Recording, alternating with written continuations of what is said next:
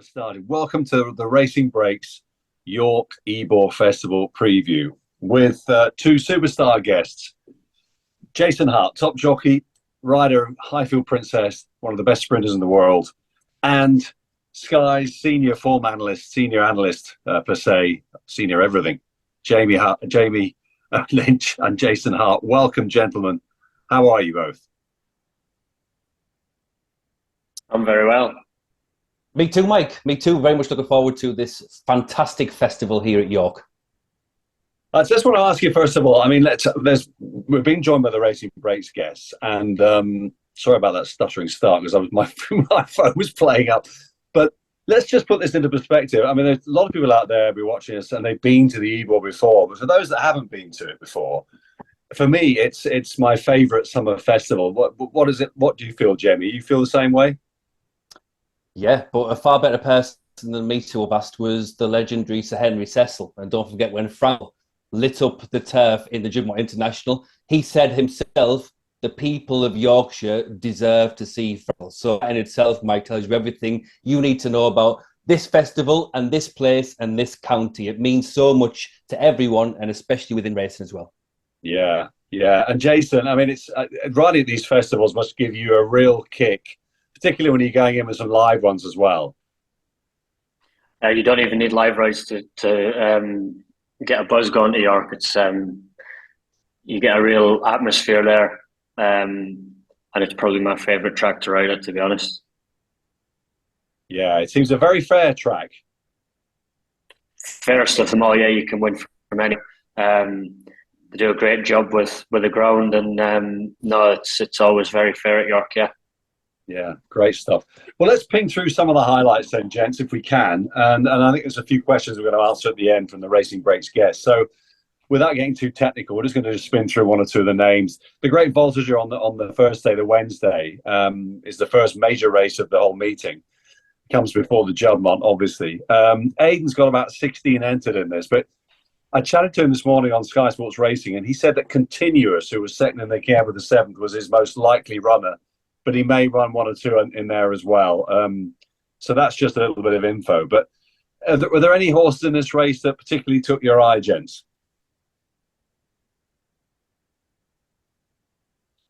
Well, certainly Gregory for Frankie Dettori, who has won this race 7 times. And with Gregory, it was the 6th race of the second day at Royal Ascot, and Frankie hadn't had a winner yet. And I think that he felt the pressure. And when I watched the race back, he asked an awful lot of this horse, a young, inexperienced horse, a really positive ride, committed a long way out. And for him to keep going as he did, I think it was really, really impressive. So when you combine that with the fact that he's going to keep improving, he didn't even race at all last year, I think, Mike, that he'll be very hard to beat. Would you agree with that, Jason? I would. I just thought there was a couple in there that, I mean, Gregory's obviously got entries in later on in the week as well, so it would depend which race you go for. That obviously, the Voltigeur looks the most logical race to run in.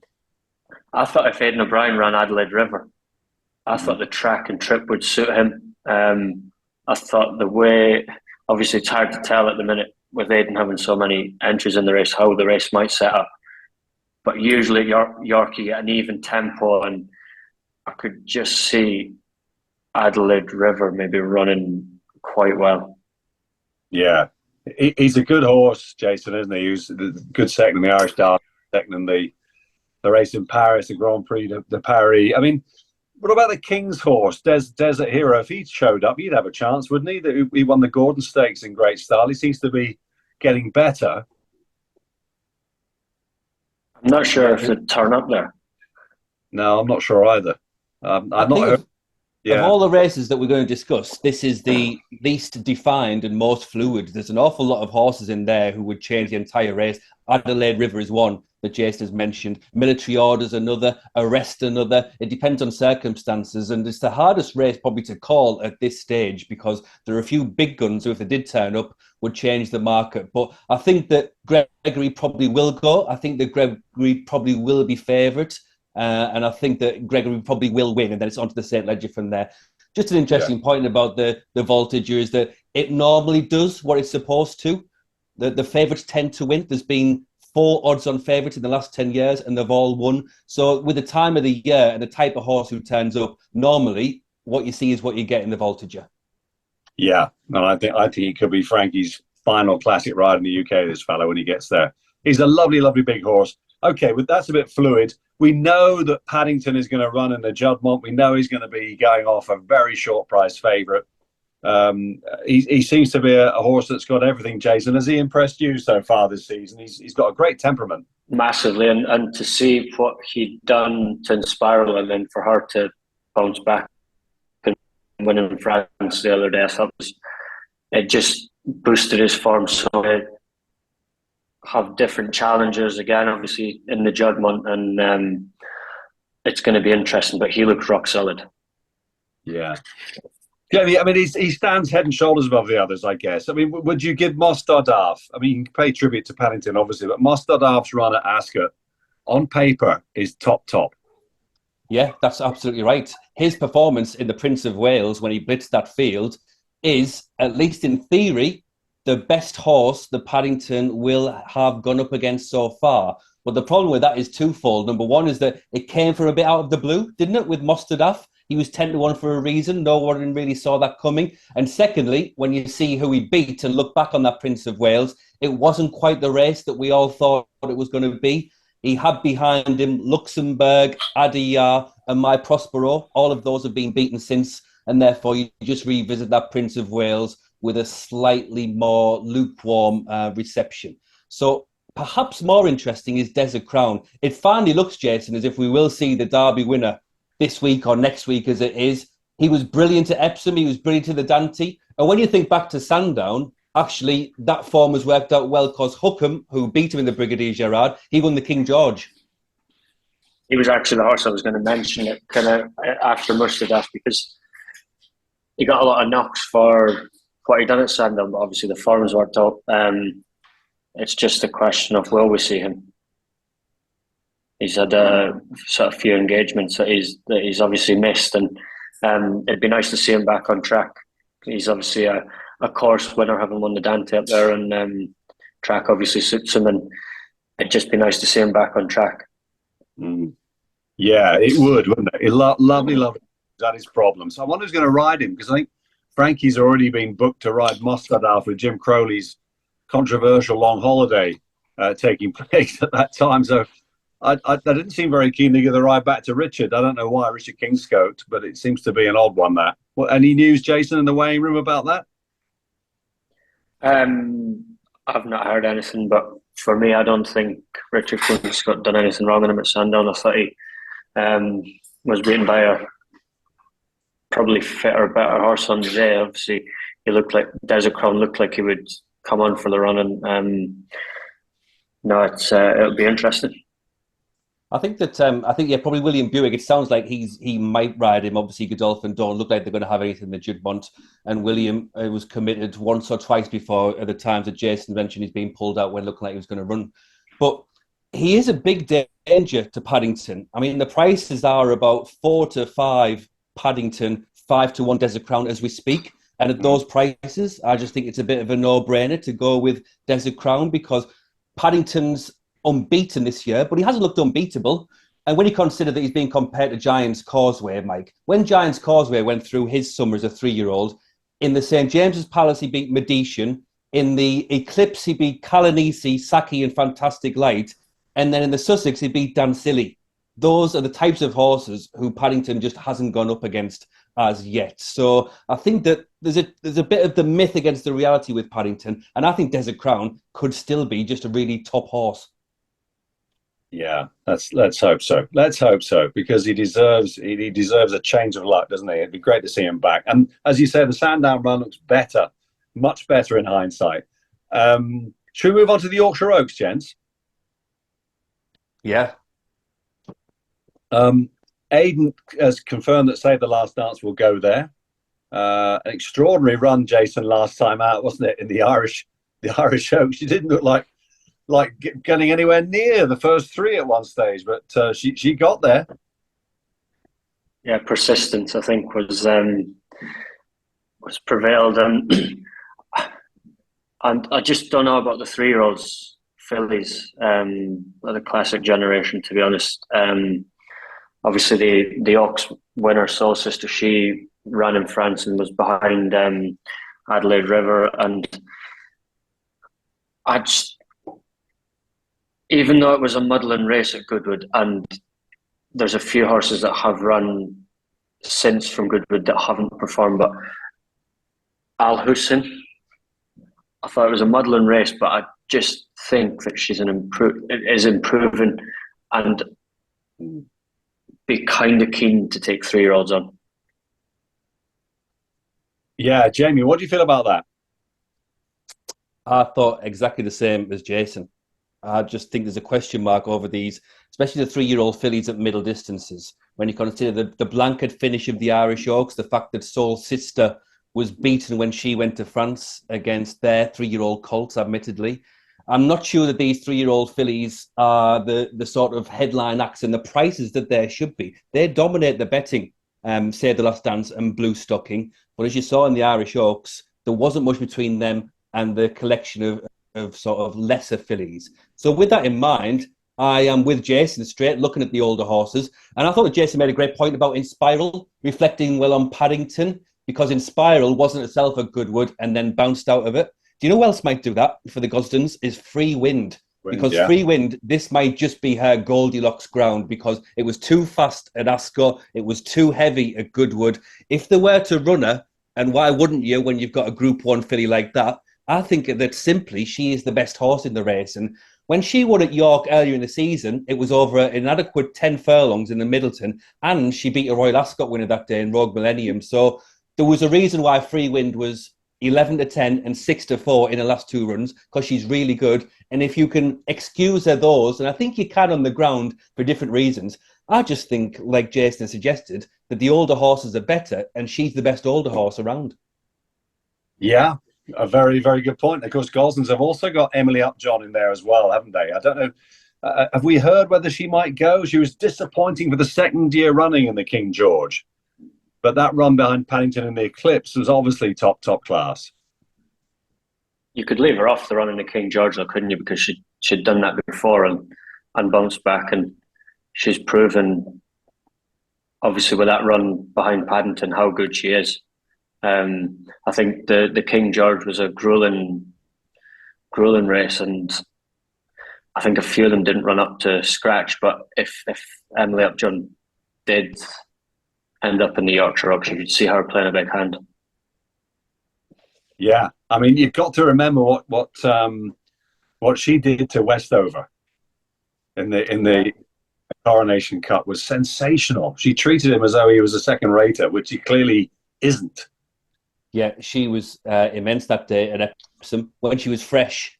And perhaps the hard race she had against Paddington just was part of the reason why she didn't fire Ascot, like Jason said, for the second time in a row. I do think that the Gosdens, John O'Thady, probably hold the key to this race, because they've got options of either Free Wind or Emily Upjohn. Who knows what they'd run? But I think whichever one of those two turns up, that they're probably the best filly in the race, and Dettori will probably get the choice. Well, it's going to go on to Sabre. We'll move on to the Lonsdale Stakes, the Lonsdale Cup. 2 miles across the trip. And I suppose, Jamie, that the horse we've got to start off with in this, is Quickthorn. Because when he's allowed a little bit of free rein on the front end, you can't rein him in. He's just unstoppable. And he did it. He did it here at York. He did it at Goodwood last time out. He's a he's a box office type of horse, isn't he?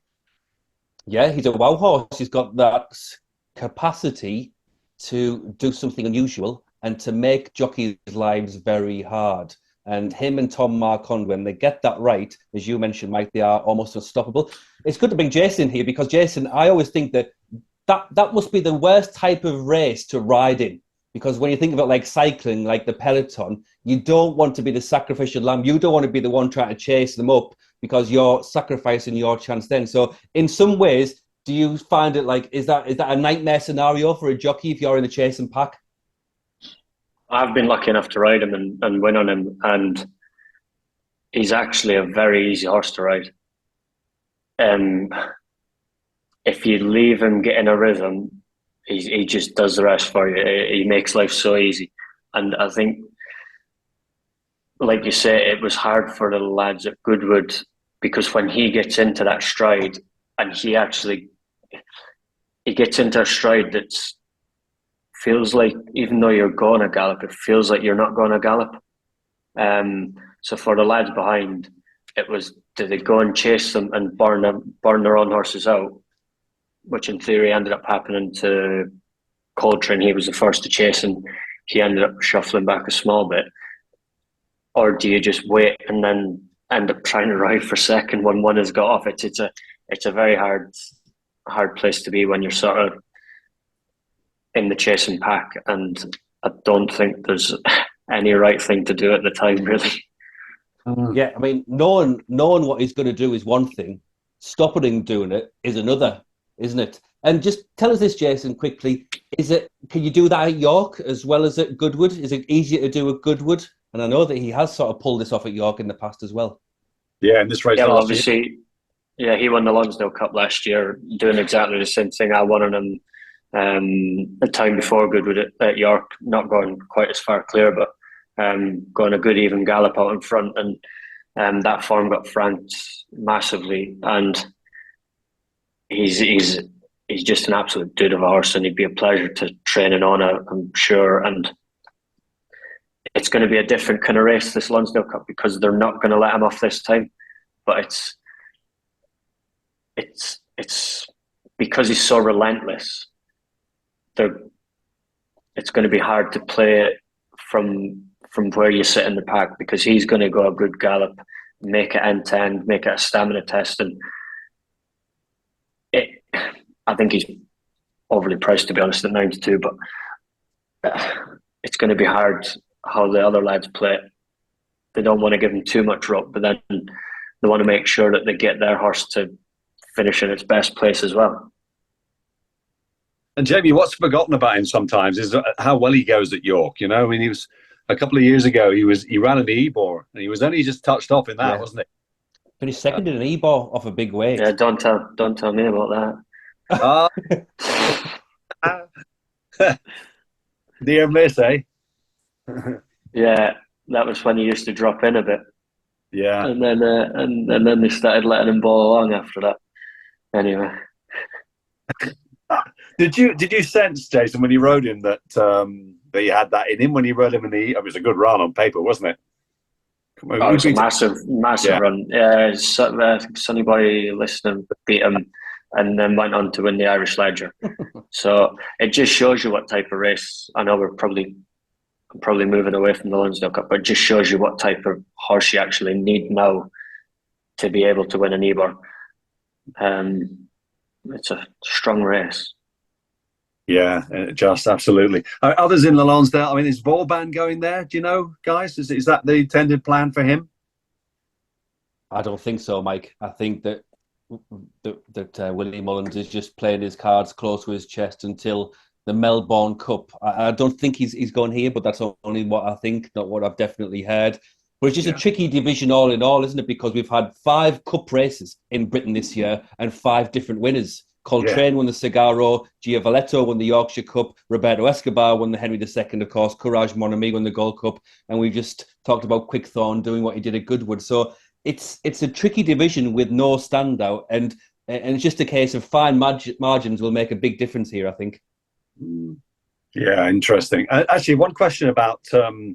I was always thinking that Quickthorn might have wanted cutting the ground in his early days. He doesn't, does he, at all, Jason? He's perfectly fine on any surface. He's perfectly fine on any surface, but he does go better when he just gets his toe in a small bit, yeah. Interesting. Yeah. I think we're all fans of Quickthorn in the Lonsdale Cup. Should we move on to what could be a big day for you, Mr. Hart, Friday? We'll come to the Nunthorpe in a second, but is Big Evs, you won, of course, at Goodwood on Big Evs, as well as winning the Windsor Castle and Great Star for Mick Appleby. Is he going to go for the Jim Crack, or is he going in the sales race, do you know? I'd have no clue. I've never sat in the horse at home. I've never had anything to do with him apart from riding him at Redcar, Royal Ascot and Glorious Goodwood. So I will leave decision straight to Mick and the owners, and I'm sure they'll do what's best for him. I don't know whether they're going to supplement for the Nunthorpe or go for the Gimcrack. I just think, though, with the Marney coming at the weekend, it looks like the Gimcrack could cut up a small bit because some of them are obviously entered in both.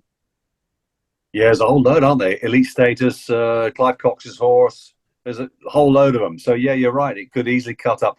My apologies as well. I thought he was a Goffs UK purchased Big Evs, but he wasn't. So he's not in that race. So you're saying, Jace, that they're thinking of going for the Nunthorpe. That's on the. Well, you don't want that, do you?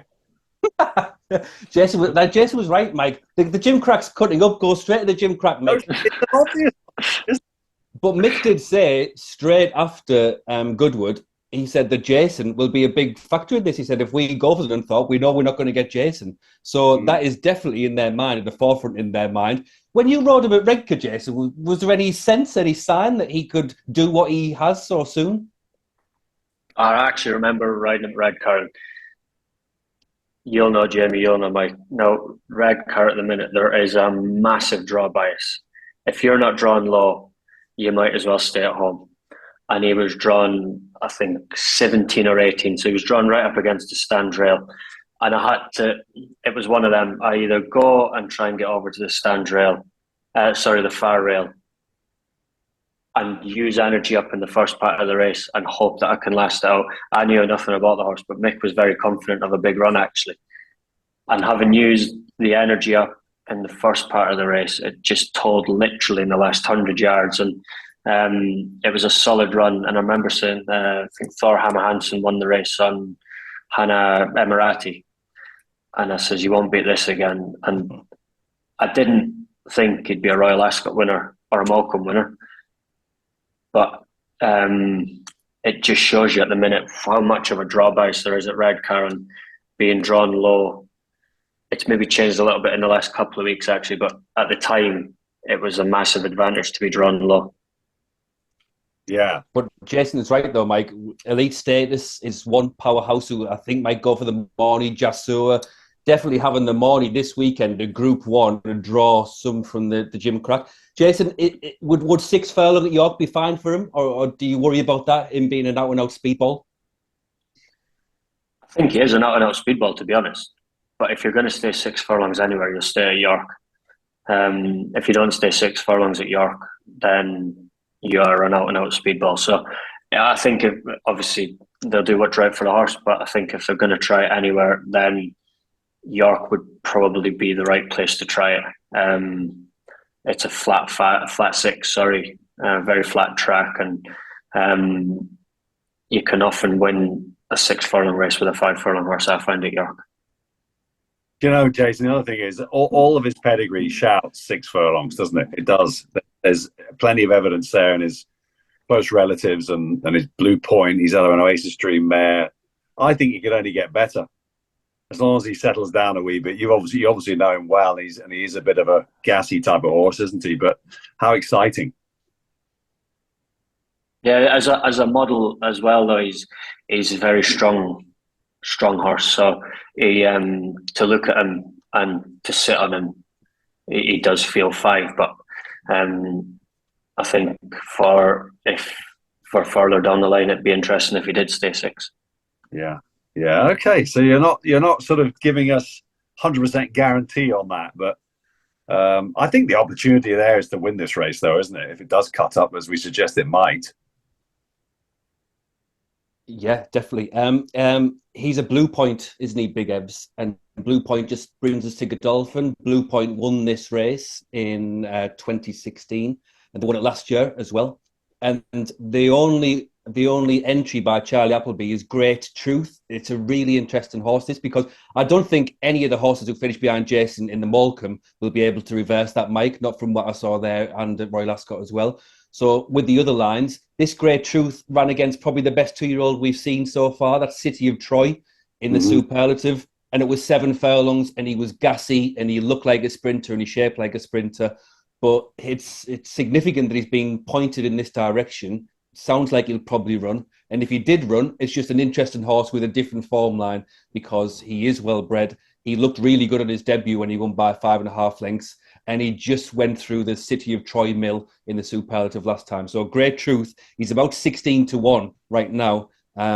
If the field was to cut up, as Jason and you both think it will, then he might be a really interesting one who will be much shorter on the day.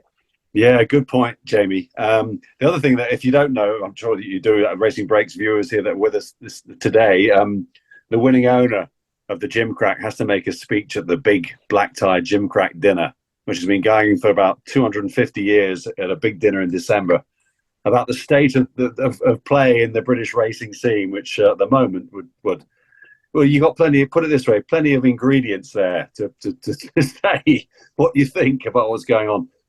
We're going to move on, though, guys, because we're going to save the best to last. We're up to the Nunthorpe on Friday. We'll have a little mention about the Ebor in a minute. But the Nunthorpe, the great sprint that it is over the years, been run by some legends, including by you last year, Jason, with the brilliant Highfield Princess. How good was she? What field did she give you last time out at Goodwood? I thought she was right on her way back. She has sort of proven throughout the years that she's got, the more racing she's got throughout the season, the better she has got. And I just felt going into, obviously she had those 2 quick runs in Royal Ascot, and then the boss gave her a small break to freshen her back up for sort of middle to end of season campaign. With obviously you've got plenty of international targets for her as well, so it was probably a good move by the boss, and I think she was going into Goodwood in a great place, and it was great to go there and for her to win the way she did.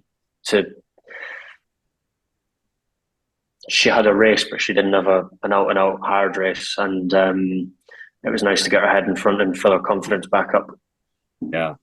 And I'm going to bring Jamie in here as well. It's a big rematch as well, but although this time it's on your home soil here, Jason, isn't it? A big rematch with Bradsell, who beat you in the King's Stand, a little bit controversially. What I want to know with the 2 guys what your views are about that race, Jason. Did you feel hard done by on the day in the King's Stand when Bradsell got the verdict? It's one of them. When you get beat a length, you know you're not going to get it. So I felt at the time I was inconvenienced, but when a winning distance is what it is, you kind of know your fate before you go in there. Yeah, yeah.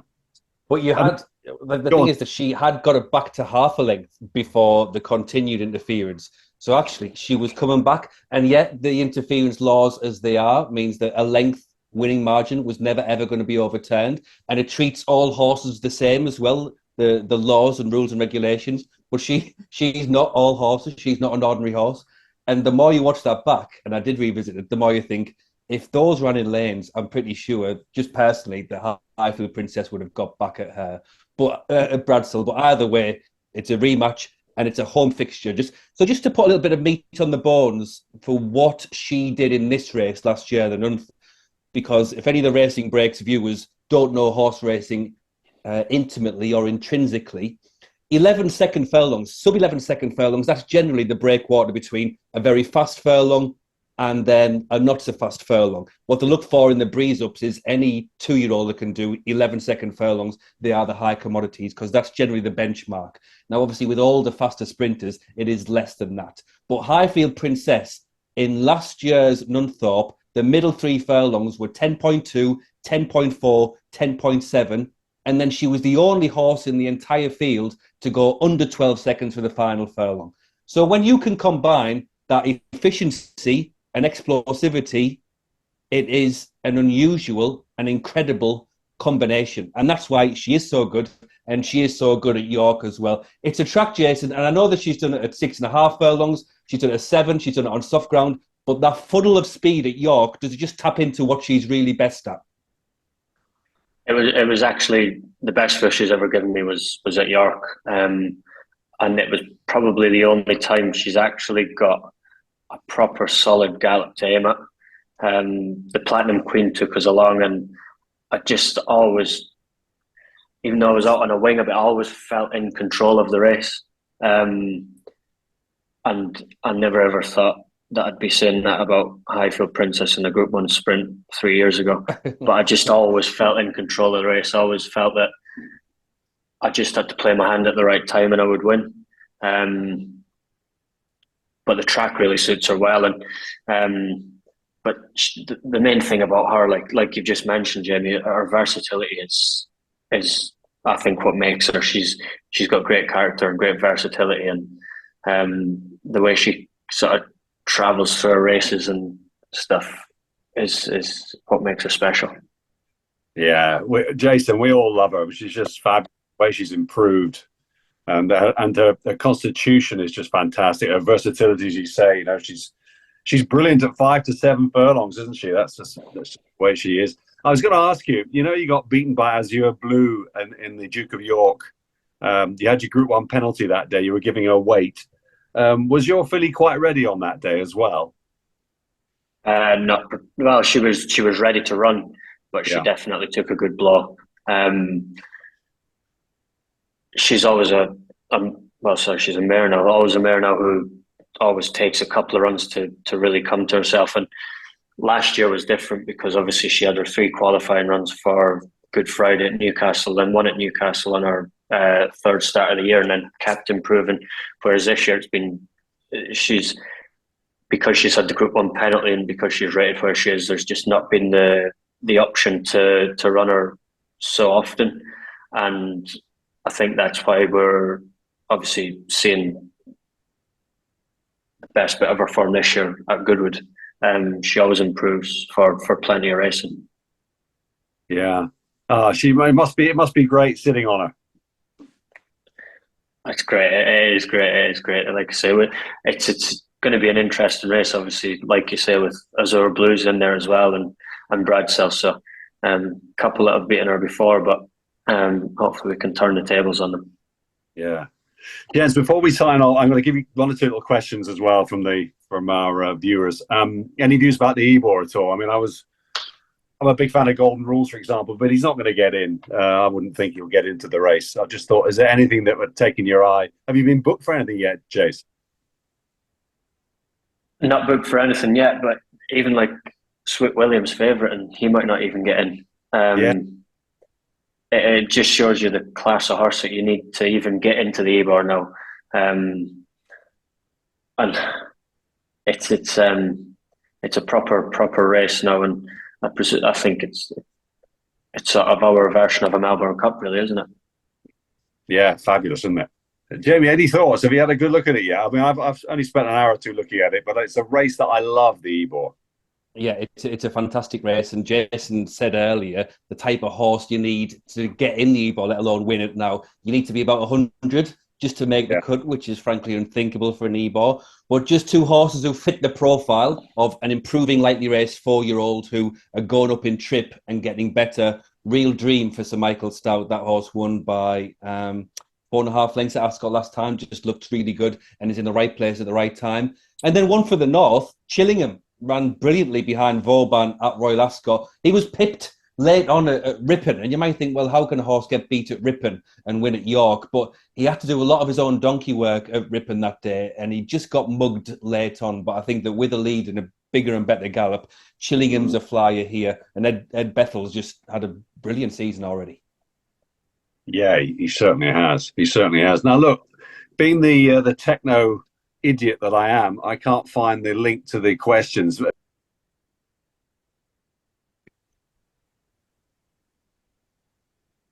Can you see them, Jamie? Yes, I can. We've got a question from Dave Arthur.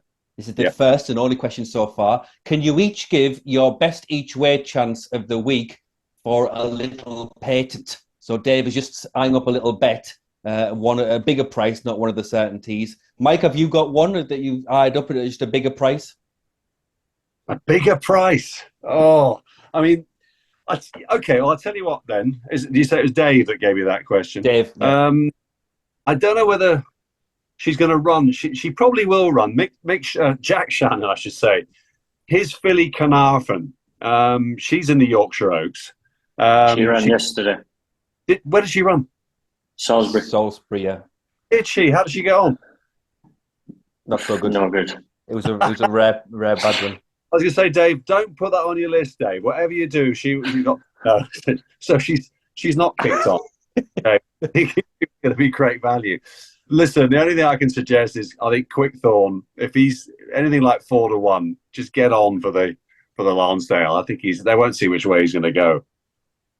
Do you think will JM Jungle run in the Symphony, Jason? Do you know? Yeah, and I think the race could sit him fast 5.